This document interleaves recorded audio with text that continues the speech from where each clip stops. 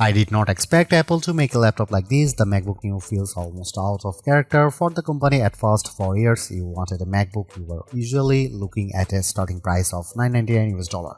Sure, older models like the MacBook Air M1 could fall to around $699 US on sale, but that was still far above what most budget buyers were shopping for.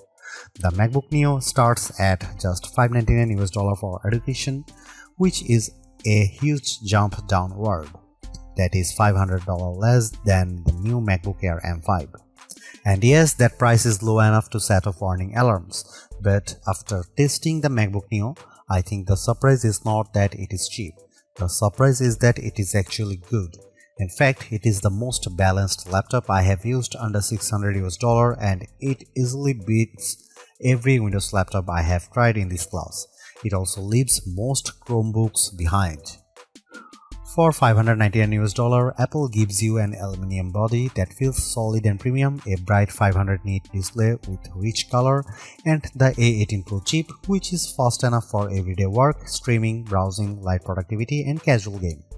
The side-mounted speakers are also much better than they have any right to be at this price. So, what did Apple give up to make that happen? Where does this laptop fit in the wider market? And should you actually buy it? Let's get into the full MacBook Neo review. The MacBook Neo is one of the most interesting Apple products in a long time, and it launches at a time when value matters more than ever. Prices are rising across consumer electronics, memory is getting more expensive, global trade pressure is still affecting hardware costs, and people are simply more cautious with money than they used to be. Apple is usually treated as the company that sells premium gear, and that is mostly true. But that does not mean Apple cannot make good value products. The Mac Mini M4 is already a strong example of that. The MacBook Neo goes one step further by targeting the budget and mid-range laptop space directly. That is a market filled with Chromebooks and affordable Windows laptops, and Apple is now entering it with a product built entirely on its own rules. And that is the key point here. The MacBook Neo is cheaper, but it does not feel striped down in the usual way.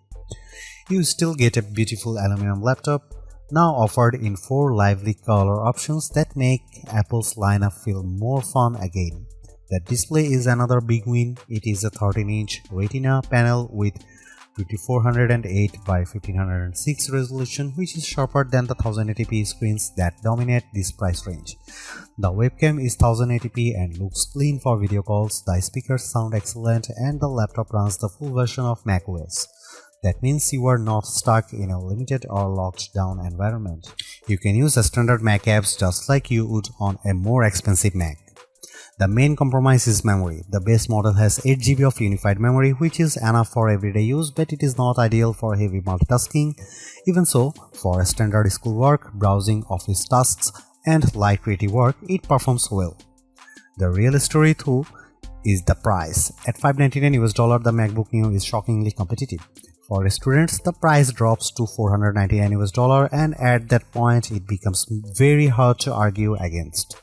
Finding a Windows laptop or Chromebook that matches this level of build quality and display quality at that price is extremely difficult. Of course, there are trade-offs. The keyboard has no backlight, so it is not ideal in low light, and the 2 USB-C ports use older USB 3 and USB 2 technology instead of modern high-speed standards. Still, even with those compromises, Apple has made one of the strongest budget laptops available in 2026. It may not be the cheapest laptop you can buy, but it is one of the most complete. That alone makes it a serious problem for the competition.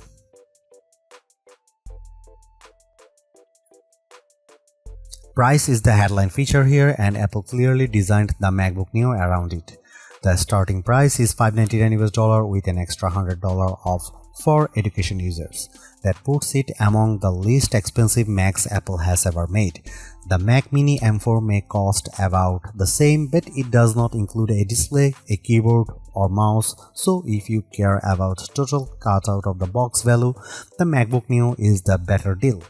The base configuration includes a 13-inch liquid retina display, 8GB of unified memory, and a 256GB SSD. Inside, you get Apple A18 Pro chip with a 6-core CPU and 5-core GPU. The A18 Pro originally launched in the iPhone 16 Pro in 2024, and using that chip is one of the main reasons Apple could keep the price this low. Hardware choices are limited, which is expected at this level. The only real upgrade is storage, when you can move from 256GB to 512GB for an extra $100. That is not a bad deal in today's market. The higher storage model also includes a Touch ID button on the keyboard, which gives you fingerprint login, Apple Pay support, and easier authentication. The base model does not include Touch ID. At this price, the MacBook Neo goes directly after low-cost favorites like the HP Chromebook Plus 15.6-inch and the Acer Aspire Go 15. That alone is notable because Apple almost never competes in this part of the market. But in build quality, materials, and overall presentation, the MacBook Neo is ahead of nearly everything in that group. It also changes the meaning of entry-level Mac. The MacBook Air is no longer the cheapest MacBook you can buy, and that makes the new MacBook Air M5's $1,099 starting price feel less painful than it otherwise would. Still expensive, but a little more understandable. One more small but important note: in the UK and Europe, the MacBook Neo does not ship with a charger, only a USB-C cable. That is clearly part of a wider push to reduce e-waste. But it means some buyers will need to purchase a charger separately if they do not already have one. This is where Apple's usual strength shows up immediately. The MacBook Neo may be affordable, but it does not look or feel like a cheap laptop. That is one of the biggest reasons it stands out so much in this category. The aluminum construction gives it a firm, premium feel that most budget laptops simply cannot match.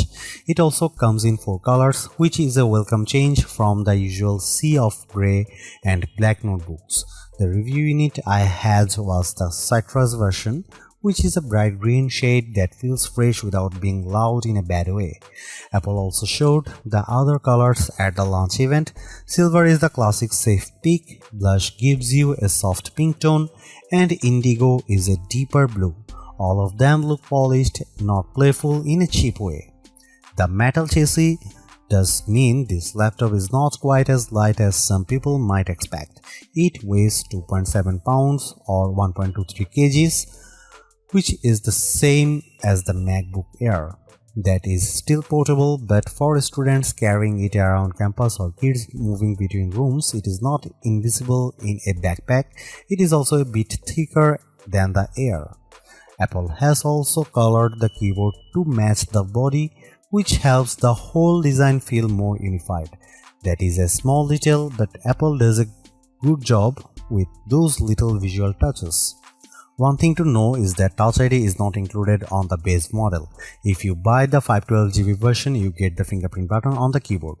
That is much more useful than the standard log button on the cheaper model, especially because Touch ID speeds up logins, purchases, password entries, and app approvals. It is a shame Apple locked that feature behind the more expensive configuration, since biometric security is already common on many cheaper laptops.